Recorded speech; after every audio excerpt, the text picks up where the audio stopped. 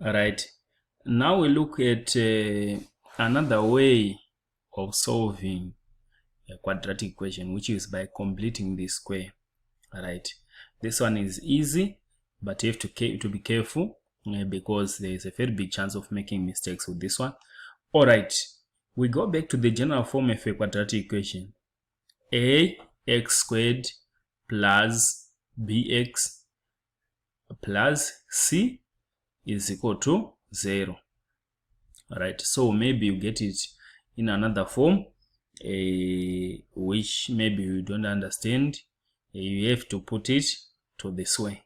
It becomes easier that way. So remember, A, B, C, they don't have fixed signs. C can be negative, B can be negative, and A can be negative. A can be equal to -1 or +1, -6, +6. It doesn't matter, but a quadratic equation is in this form. All right, without wasting any time, you are given a quadratic equation in this form.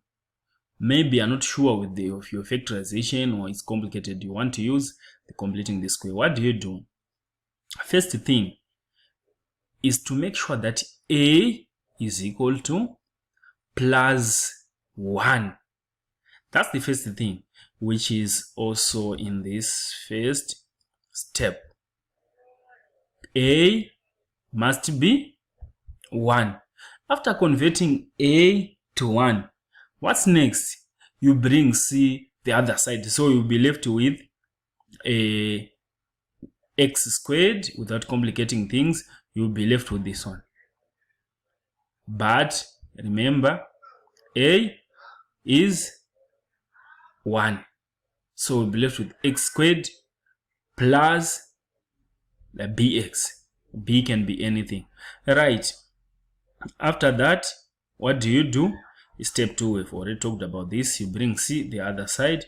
After that, step 3, you add b over 2. Remember, this is the b we're talking about, the coefficient of x. You divide it by 2, then you square the result and you add it to both sides of the equation. Adding both sides, some might be asking why.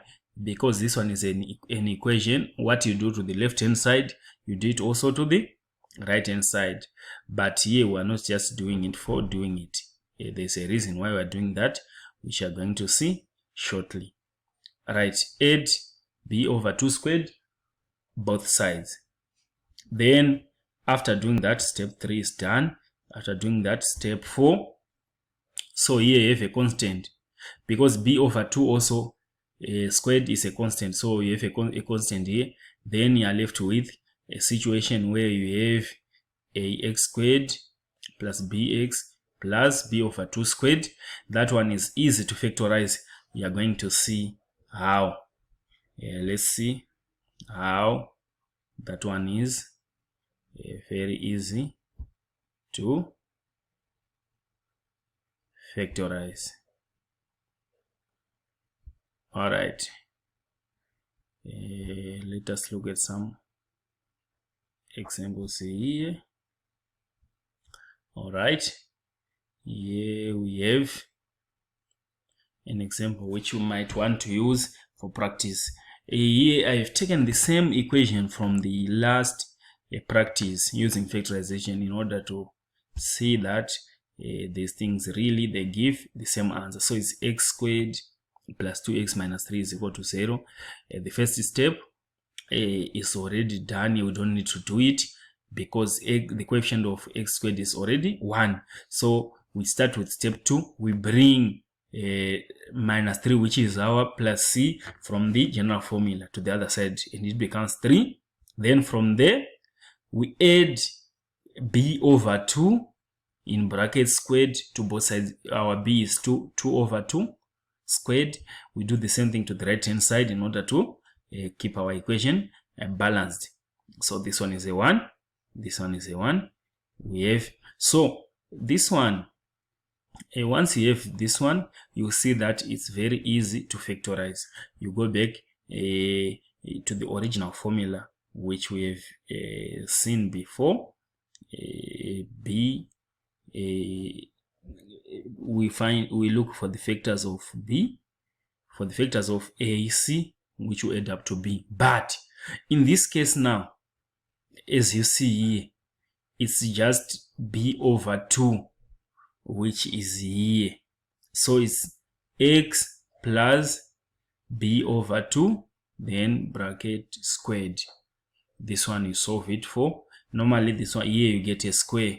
So it's just x plus b over 2 squared is equal to c plus a b over 2 squared. So now we are here.